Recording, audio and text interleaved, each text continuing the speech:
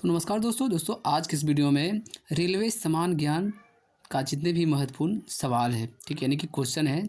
आज जो क्वेश्चन है आपको रसायन विज्ञान से देखने को मिलेगा। सभी इंपॉर्टेंट क्वेश्चन है रसायन विज्ञान से। देखिए, रसायन विज्ञान का बात करें तो एक वीडियो में इसका पूरा जो रेलवे ग्रुप डी के लिए जो बहुत इंपॉर्टेंट क्वेश्चन है रसायन विज्ञान से जो आता है, ठीक है, वो एक वीडियो में नहीं होने वाला है। अगर एक वीडियो करेंगे तो बहुत लंबा जाएगा, इसलिए आपको पार्ट बाय पार्ट आपको मिलेगा रसायन विज्ञान का, ठीक है, वीडियो।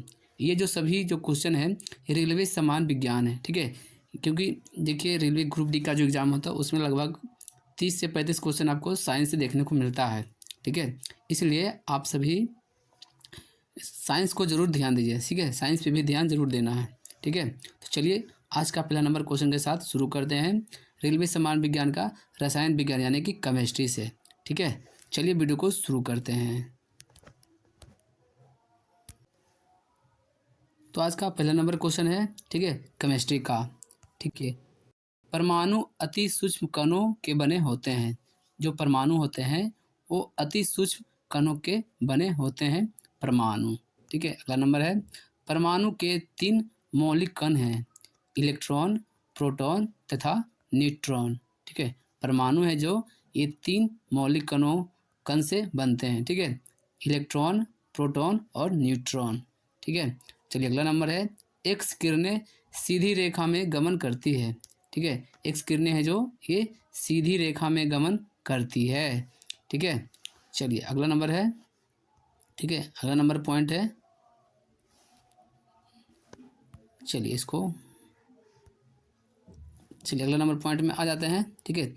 एक्स किरणों का उपयोग चिकित्सक जगत में टूटी हड्डियों के चित्र लेने में, फेफड़ों में उत्पन्न विकारों का पता लगाने में किया जाता है, ठीक है। एक्स किरणें का जो उपयोग है ये चिकित्सा मतलब कि डॉक्टर लोग इसका एक्स किरणें का उपयोग करते हैं, ठीक है, टूटी हड्डियों को चित्र लेने में, ठीक है। जो एक्सरे देखते हैं आप लोग, ठीक है, तो एक्सरे जो होता है एक्स किरणों के उपयोग से ही होता है, ठीक है। और फेफड़ों में उत्पन्न विकारों के पता लगाने के लिए इसका उपयोग किया जाता है एक्स किरण का, ठीक है। चलिए अगला नंबर है परमाणु के नाभिक में प्रोटॉन एवं न्यूट्रॉन होते हैं, ठीक है।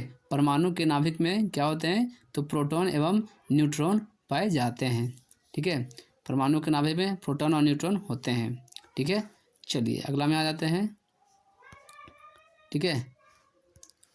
देखिए एक ही तत्व के 2 परमाणु जिसकी परमाणु संख्या समान किंतु द्रव्यमान संख्या भिन्न होती है तो वो समस्थानिक कहलाते हैं, जिसको बोलते हैं आइसोटॉप्स, ठीक है, ठीक है। इसको फिर से देख ले, समस्थानिक किसे कहते हैं, ठीक है। एक ही तत्व के 2 परमाणु होते हैं, ठीक है, एक ही तत्व के 2 परमाणु जिसकी परमाणु संख्या समान होती है, ठीक है, किंतु द्रव्यमान संख्या भिन्न होती है, ठीक है।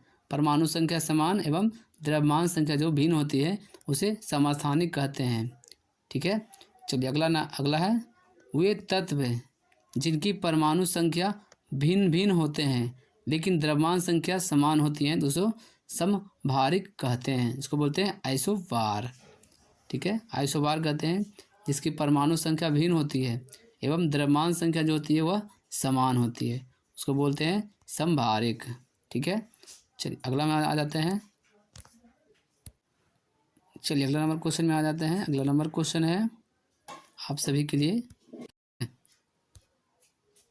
देखिए 1 मोल, ठीक है, 1 मोल बराबर होता है 6.022 इंटू 10⁻23 अणु होता है, ठीक है, का परमाणु होता है, ठीक है। 1 मोल बराबर 6.22 गुना 10⁻23 अणु होते हैं, ठीक है।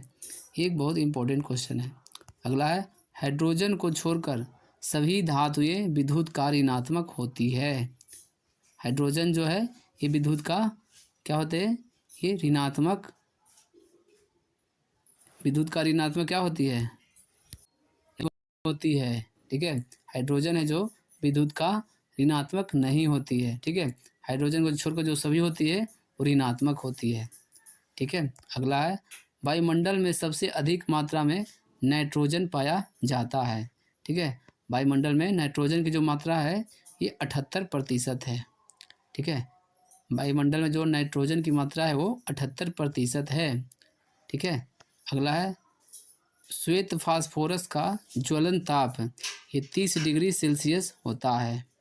ठीक है, श्वेत फास्फोरस का जो ज्वलन ताप होता है वो 30 डिग्री सेल्सियस होता है। ठीक है, चलिए अगला में आ जाते हैं। ठीक है, देखिए लाल फास्फोरस का ज्वलन ताप 260 डिग्री सेल्सियस होता है। ठीक है, लाल फास्फोरस का ज्वलन ताप होता है जो 260 डिग्री सेल्सियस होता है। अगला है ऑक्सीजन एक ही रंगहीन, ठीक है, गंधहीन तथा स्वादहीन गैस है। जो ऑक्सीजन है एक ही रंग के होते हैं और गंधहीन भी होते हैं तथा स्वादहीन भी होता है ऑक्सीजन गैस। चलिए अगला है गंधक का उपयोग।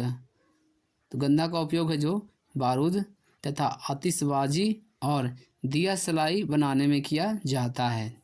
ठीक है, गंधक का जो उपयोग है बारूद बनाने में तथा आतिशबाजी करने में तथा दिया सलाई बनाने में इसका उपयोग किया जाता है गंधक का।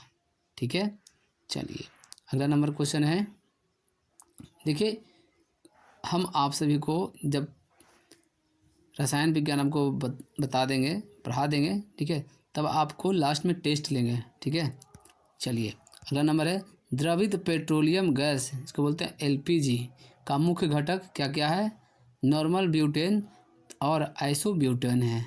ठीक है, जिसको बोलते हैं मुख्यतः एलपीजी है जो हर एक घर में उपयोग किया जाता है, इसको बोलते हैं लिक्विड पेट्रोलियम गैस। ठीक है, तो हिंदी में है द्रवित पेट्रोलियम गैस। ठीक है, इसका मुख्य जो संघटक है इसका नाम है नॉर्मल ब्यूटेन और आइसोब्यूटेन, मिलकर ये एलपीजी में जो गैस होता है वो भरा जाता है। ठीक है, समझिए मुख्य रूप से एलपीजी गैस में जो गैस होता है ये नॉर्मल ब्यूटेन तथा आइसोब्यूटेन होता है। ठीक है, अगला है हीरे का गलनांक। हीरे का गलनांक लगभग ये 3500 डिग्री सेल्सियस होता है। ठीक है, मतलब इससे भी ज़्यादा होता है। ठीक है, लगभग में 3500 डिग्री सेल्सियस होता है। ठीक है, चलिए अगला है प्रोड्यूसर गैस या वायु अंगार गैस नाइट्रोजन एवं कार्बन मोनोऑक्साइड गैस का मिश्रण होता है। ठीक है, प्रोड्यूसर गैस है जो ये नाइट्रोजन एवं कार्बन मोनोऑक्साइड का मिश्रण होता है। ठीक है, चलिए अगला नंबर क्वेश्चन है। ठीक है, देखिए भाप अंगार गैस या जल गैस, ठीक है, हाइड्रोजन एवं कार्बन मोनोऑक्साइड गैस का मिश्रण होता है। ठीक है, भाप अंगार गैस जिसको बोलते हैं जल गैस या हाइड्रोजन एवं कार्बन मोनोऑक्साइड गैस का मिश्रण होता है। अगला है ठोस कार्बन डाइऑक्साइड जिसको बोलते हैं शुष्क बर्फ कहलाता है। ठीक है, क्वेश्चन पूछा जाता है शुष्क बर्फ है जो ये शुष्क बर्फ का दूसरा नाम क्या है? तो ठोस कार्बन डाइऑक्साइड। ठीक है, अगला है केसिन दूध में पाई जाने वाली प्रोटीन है।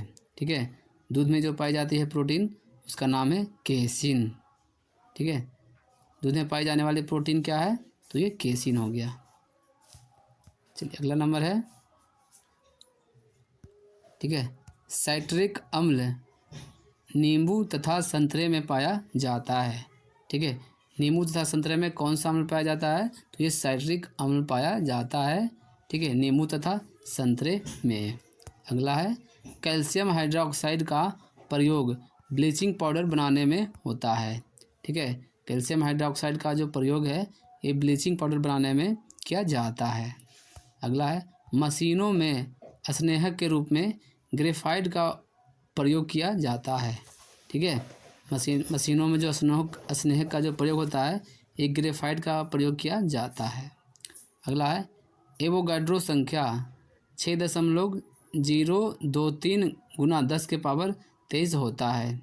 एक एवोगाड्रो संख्या बराबर 6.023 गुना 10 के पावर 23 होता है। ठीक है, चलिए अगला नंबर क्वेश्चन है एथिलीन गैस का प्रयोग पॉलीथीन बनाने में होता है।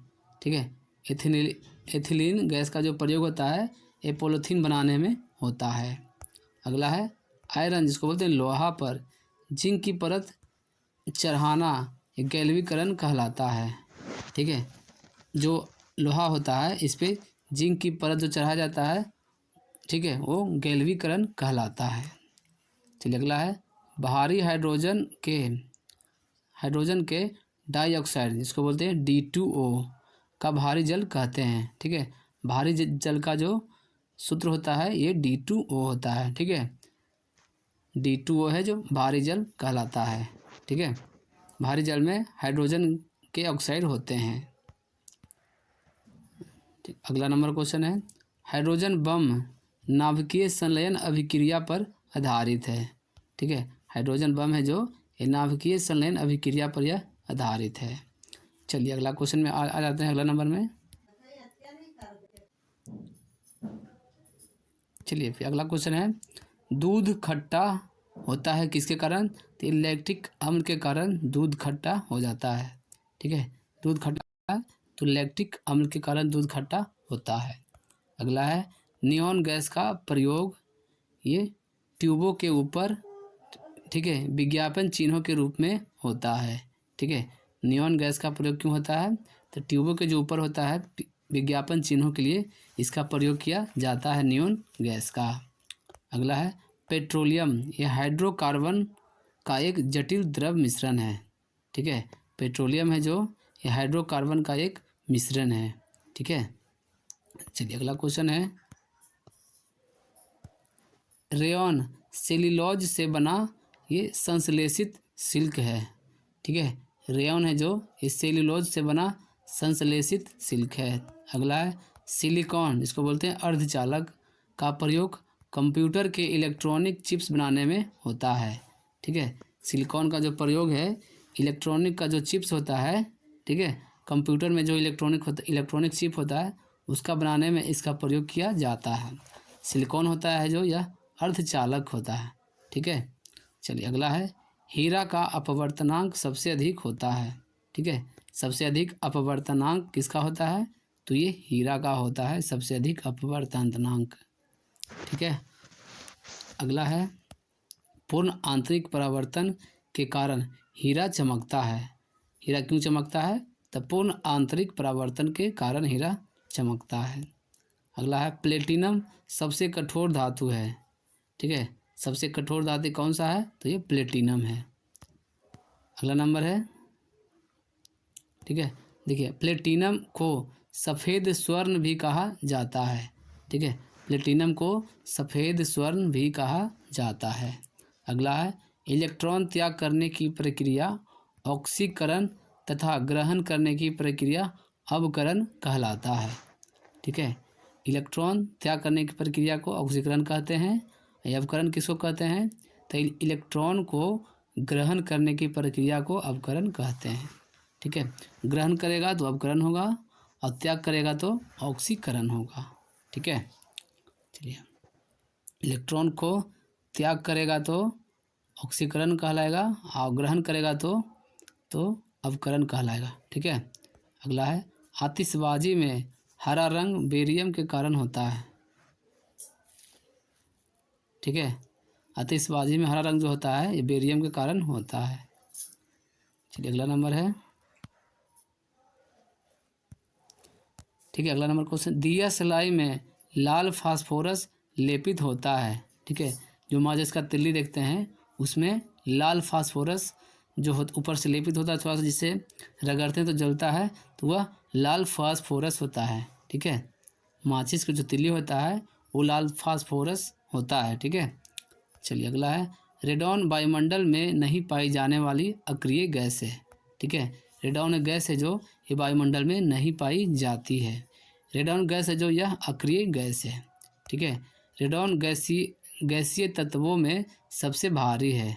ठीक है, रेडॉन गैस है जो गैस में जो तत्व है उसमें सबसे भारी है। ठीक है, अगला है, दलहनी पौधे की जड़ों में ये राइजोबियम नामक जीवाणु पाए जाते हैं। ठीक है, राइजोबियम जो नामक जीवाणु है ये दलहन के पौधे के जड़ में पाए जाते हैं। ठीक है, चलिए अगला नंबर है, क्वेश्चन है, फोटोग्राफी में सिल्वर ब्रोमाइड का प्रयोग होता है। ठीक है।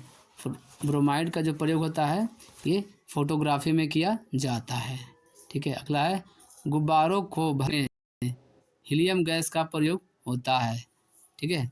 गुब्बारों को भरने में हीलियम गैस का प्रयोग किया जाता है। अगला है नॉन स्टिक बर्तन के ऊपरी परत में टेफ्लॉन का बना होता है, ठीक है। नॉन स्टिक जो बर्तन होता है उसकी ऊपरी परत टेफ्लॉन का बना होता है, ठीक है। चलिए अगला नंबर क्वेश्चन है लैंपों तथा ट्यूबों में नियॉन गैस भरी जाती है, ठीक है। जो मरकरी देखते हैं, ठीक है, जो ट्यूबलाइट जो होता है उसमें नियॉन गैस भरा जाता है, ठीक है। अगला है जल की अस्थायी कठोरता उसमें कैल्शियम एवं मैग्नीशियम के बाइकार्बोनेट लवण के घुले रहने के कारण होती है, ठीक है। चलिए अगला नंबर क्वेश्चन है जल की अस्थायी कठोरता उसमें कैल्शियम और मैग्नीशियम के सल्फेट तथा क्लोराइड आदि लवणों के घुले रहने के कारण होता है, ठीक है। जल की जो अस्थायी कठोरता है उसमें कैल्शियम और मैग्नीशियम की जो सल्फेट होता है, ठीक है, आदि जो घुले और क्लोराइड, ठीक है, घुले रहने के कारण जल में अस्थायी कठोरता रहता है। अगला है पानी में अस्थायी तथा अस्थायी कठोरता को दूर करने के लिए सोडियम कार्बोनेट का प्रयोग किया जाता है, ठीक है। तो जो पानी में जो कठोरता होता है, ठीक है, अस्थायी अस्थायी दोनों कठोरता को दूर करने के लिए सोडियम कार्बोनेट का प्रयोग किया जाता है। चलिए अगला नंबर क्वेश्चन है, ठीक है, सोना और चांदी के शुद्धिकरण में नाइट्रिक अम्ल जिसको बोलते हैं HNO3 का प्रयोग किया जाता है, ठीक है। तो नाइट्रिक अम्ल का प्रयोग क्यों किया जाता है? सोना चांदी को शुद्धिकरण करने के लिए, ठीक है। नाइट्रिक अम्ल का रासायनिक सूत्र है HNO3, ठीक है, HNO3। अगला है विद्युत का सबसे अच्छा सुचालक चांदी है, ठीक है। विद्युत का सबसे अच्छा सुचालक तो चांदी है। अगला है नाइट्रस ऑक्साइड, इसको बोलते हैं N2O, हंसने वाली गैस है, ठीक है। हंसने वाली गैस कौन सी है? N2O, इसको बोलते हैं नाइट्रस ऑक्साइड। चलिए अगला नंबर क्वेश्चन है, ठीक है, कृत्रिम वर्षा के लिए प्रयोग में सिल्वर आयोडाइड को लाया जाता है, ठीक है। कृत्रिम वर्षा के लिए सिल्वर आयोडाइड का प्रयोग किया जाता है। अगला है शुद्ध सोना 24 कैरेट का होता है, ठीक है। शुद्ध सोना जो होता है वो 24 कैरेट का होता है। अगला है अम्ल वर्षा SO2 और NO2 गैसों के वायु में रहने के कारण होता है। अम्ल वर्षा है जो SO2 तथा NO2 के कारण होता है, ठीक है। अगला है लोहा का सबसे शुद्ध रूप तो पिटवा लोहा होता है। लोहा का सबसे शुद्ध रूप कौन सा है? तो ये पिटवा लोहा है, ठीक है। चलिए अगला नंबर क्वेश्चन में आते हैं। चलिए अगला नंबर है क्वार्ट्ज में सिलिकॉन और ऑक्सीजन दो तत्व होते हैं, ठीक है। क्वार्ट्ज में होते हैं सिलिकॉन और ऑक्सीजन होते हैं। अगला है कार्बन के दो अपरूप मुक्तक कौन कौन है? हीरा और ग्रेफाइट, ठीक है। हीरा एवं ग्रेफाइट है जो हीरा का दो प्रमुख अपरूप है, ठीक है। चलो अगला है हीरा ताप एवं विद्युत का कुचालक होता है, ठीक है। हीरा है जो ताप एवं विद्युत का कुचालक होता है। अगला है शुद्ध हीरा पारदर्शक एवं रंगहीन होता है, ठीक है। शुद्ध हीरा है जो पारदर्शक एवं रंगहीन होता है। अगला है प्राकृतिक रबर आइसोप्रीन का बहुलक होता है, ठीक है। प्राकृतिक रबर है जो आइसोप्रीन का बहुलक है, ठीक है। चलिए अगला नंबर है, ठीक है, प्राकृतिक रबर को अधिक मजबूत और प्रत्यास्था बनाने के लिए उसमें सल्फर मिलाया जाता है, ठीक है। प्राकृतिक रबर को अधिक मजबूत और प्रत्यास्था बनाने के लिए उसमें सल्फर का प्रयोग किया जाता है, ठीक है। चलिए अगला है सबसे उत्तम कोयला एंथ्रासाइट कोयला होता है, ठीक है। चलिए जिसमें 96% कार्बन होता है, ठीक है। एंथ्रासाइट में 96% कार्बन की मात्रा होता है जो कि सबसे उत्तम कोयला माना जाता है एंथ्रासाइट के, ठीक है। अगला है नायलॉन मानव द्वारा संश्लेषित किया गया पहला रेशा है। ठीक है, मानव द्वारा संश्लिष्ट किया गया पहला रेशा कौन सा है? तो ये नायलॉन है। ठीक है, शुद्ध जल का पीएच मान 7 होता है। ठीक है, शुद्ध जल का पीएच मान 7 होता है। अगला है सबसे हल्की धातु, तो लिथियम है। सबसे हल्की धातु लिथियम होती है। लीड संचायक बैटरी में सल्फ्यूरिक अम्ल का प्रयोग होता है।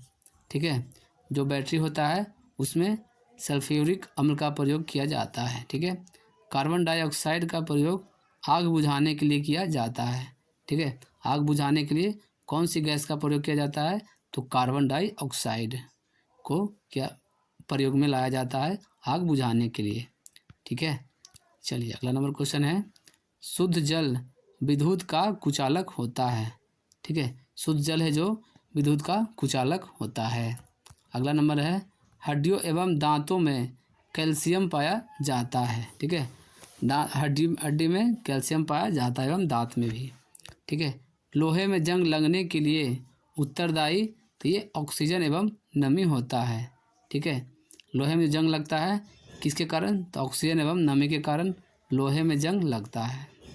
अगला है एसिटिलीन गैस का प्रयोग कच्चे फलों को पकाने में किया जाता है। ठीक है, कच्चे जो फल होता है उसको पकाने के लिए एसिटिलीन गैस का प्रयोग किया जाता है। ठीक है, चलिए अगला नंबर क्वेश्चन है, फोटोग्राफी में अस्थायीकरण के लिए सोडियम थायोसल्फेट का प्रयोग होता है। ठीक है, अगला है फास्फोरस हवा में जल उठता है, इसी कारण इसे जल में डुबाकर रखा जाता है। ठीक है, फास्फोरस है जो हवा में जल जाता है, इसी कारण फास्फोरस को पानी में डुबाकर रखा जाता है। ठीक है, फास्फोरस को हमेशा कहाँ रखा जाता है? तो पानी में डुबाकर रखा जाता है। ठीक है, कोल गैस मुख्यतः हाइड्रोजन एवं मीथेन का मिश्रण होता है। ठीक है, कोल गैस है जो हाइड्रोजन एवं मीथेन का मिश्रण है। चलिए अगला नंबर क्वेश्चन है, क्लोरीन गैस फूल का रंग उड़ा देती है। ठीक है, फूलों का रंग उड़ा देती है कौन सी गैस? तो क्लोरीन गैस। अगला है कृत्रिम सुगंधित पदार्थ बनाने में एथिल एसीटेट का प्रयोग किया जाता है। अगला है मीथेन गैस जो मार्स गैस कहा जाता है। मीथेन गैस को मार्स गैस भी कहा जाता है। ठीक है, मार्स गैस का दूसरा नाम मीथेन गैस भी है। ठीक है, अगला है भारी जल का उपयोग न्यूट्रॉन मंदक व ट्रेसर के रूप में किया जाता है। ठीक है, चलिए अगला आ जाते हैं। अगला है बर्तनों में कलई करने के लिए अमोनियम क्लोराइड का प्रयोग किया जाता है। ठीक है, बर्तनों में कलई करने के लिए अमोनियम क्लोराइड का प्रयोग किया जाता है। अगला है पानी का क्वथनांक 100 डिग्री सी होता है। ठीक है, पानी का जो क्वथनांक होता है वो 100 डिग्री सी पर होता है। अगला है परम शून्य तापमान तो -273 डिग्री सी होता है। ठीक है, परम शून्य तापमान जो होता है -273 डिग्री सेल्सियस होता है। अगला है इत्र का सुगंध विसरण के कारण होता है। ठीक है, बोलते हैं सेंट का जो सुगंध होता है ये विसरण के कारण होता है। ठीक है, चलिए अगला में आ जाते हैं। किसी परमाणु के बृहत्तम कक्षा में उपस्थित इलेक्ट्रॉनों को संयोजी इलेक्ट्रॉन कहते हैं। ठीक है, अगला है अक्रिय गैसों की बृहत्तम कक्षा में 2 या 8 इलेक्ट्रॉन होते हैं। अक्रिय गैस के जो बृहत्तम जो कक्षा होता है इसमें 2 या 8 इलेक्ट्रॉन पाए जाते हैं। जंग लगना ये कौन सी घटना कहलाती है? ऑक्सीकरण कहलाती है। ठीक है, जंग लगना है जो ऑक्सीकरण की घटना है। ठीक है, चलिए अगला है आवर्त सारणी में आवर्तों की संख्या 7 होती है। ठीक है, आवर्त सारणी में आवर्तों की संख्या 7 होती है। अगला आवर्त सारणी के क्षैतिज कतारों को आवर्त तथा उर्ध्व कतारों को वर्ग कहा जाता है। ठीक है, क्षैतिज कतारों को आवर्त कहते हैं और उर्ध्व कतारों को वर्ग कहते हैं। ठीक है, अगला है उदासीन विलयन का पीएच मान 7 होता है। अम्लीय विलयन का पीएच मान 7 से कम होता है। ठीक है। उदासीन का विलयन मान कितना होता है, तो 7 होता है। अम्लीय के 7 से कम होता है, ठीक है। अब मिलते हैं फिर अगले क्वेश्चन में, ठीक है। अगले वीडियो में मिलते हैं अगले पार्ट में, तब तक के लिए आप लोग पढ़ते रहिए।